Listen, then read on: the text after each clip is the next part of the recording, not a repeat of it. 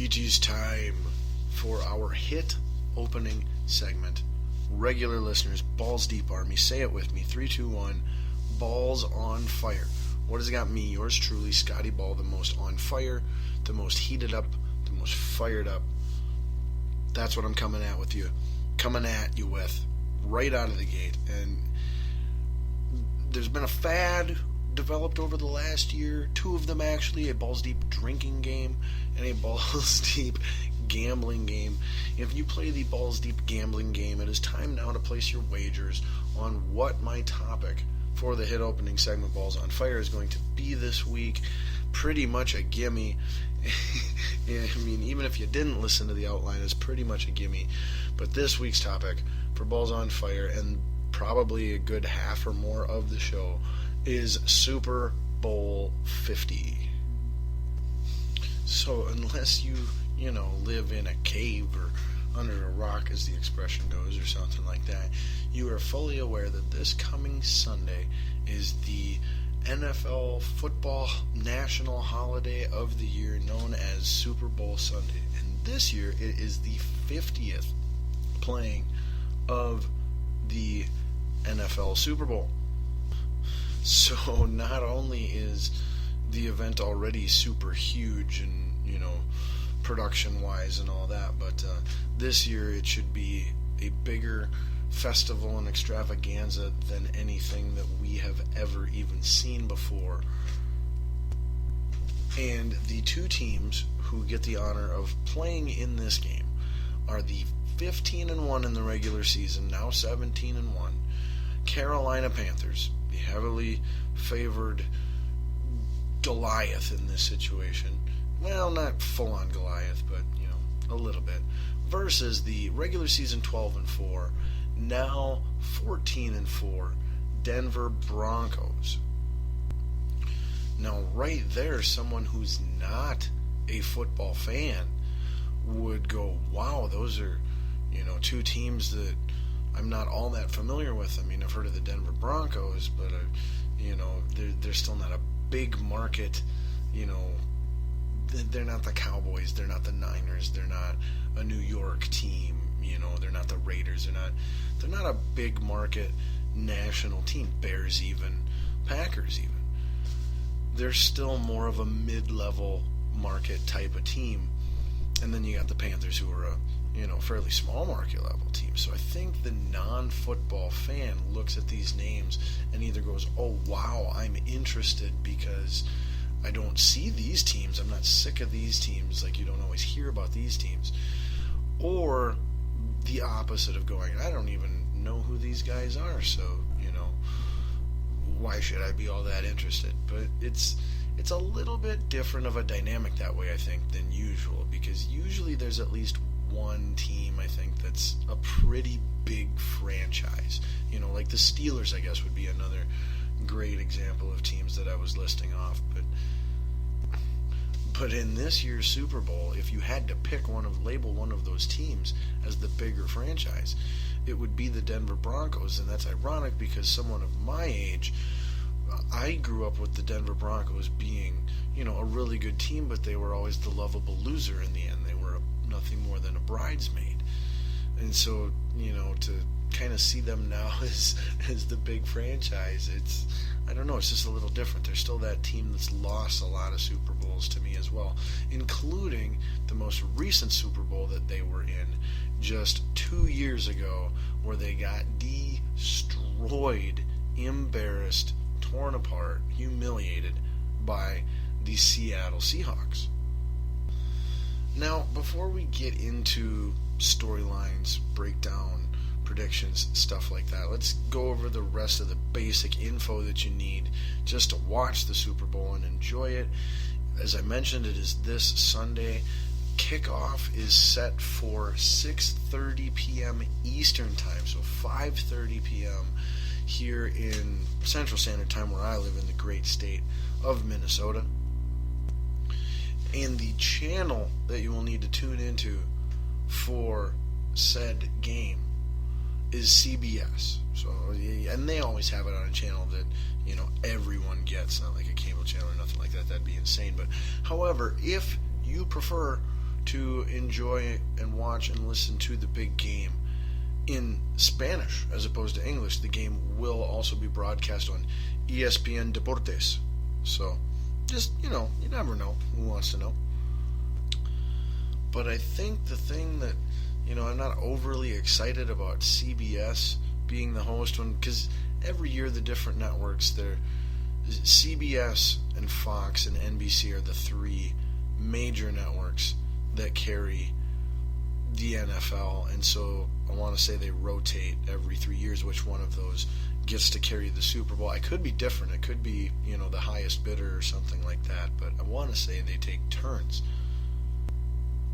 Now, that being said, the CBS crew and team is definitely not my favorite out of those that do it. Well, and by the way, to go back, you've also got NFL Network and ESPN, but they're not major networks, so you can't really have the Super Bowl on them.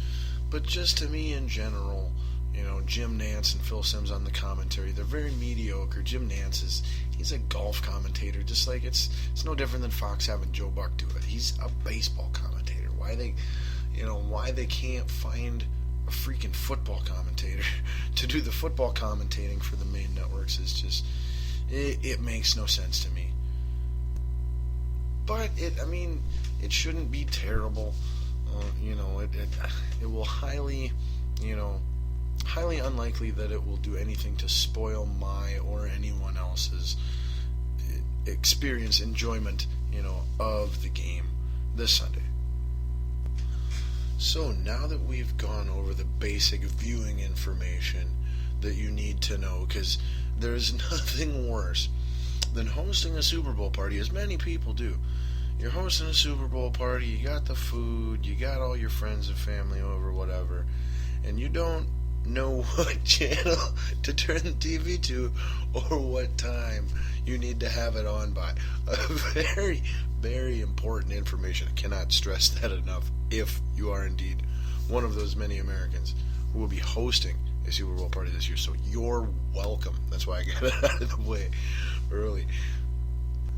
But now that we've got that accomplished and out of the way, let's get into the real fun, balls deep sides of Super Bowl 50. As I mentioned, Super Bowl 50, 50th anniversary. That's big in itself.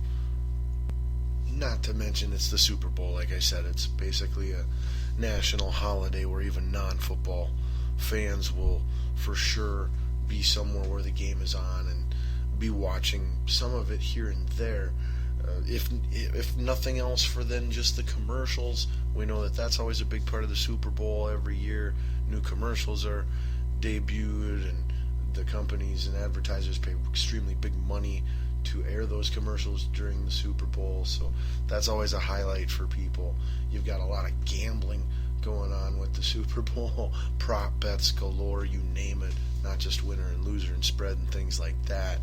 And then you've even got all the entertainment extravaganzas before and during. I'm not sure who's doing the national anthem, but I do know that Coldplay is the headliner main act of the halftime show, and there will be special guest appearances by Bruno Mars and the Queen Bee herself, Beyonce. So got that to look forward to. But now that that's all out of the way, let's get into the actual football storylines and some of the breakdown that we're going to do for the upcoming Super Bowl this Sunday. And as usual, more often than not in any football game, let alone the Super Bowl. But anyway, this year we start as usual with the quarterbacks of each team. On one side, you've got the MVP of this season, at least. He's the one who officially won the award. I wouldn't have cast my vote for MVP. He wouldn't have got a first place MVP vote for me. If I could cast a third or fourth place vote, that would have been where Cam Newton would have been on my MVP list. But alas, I'm not quite that big yet. I'm working on it.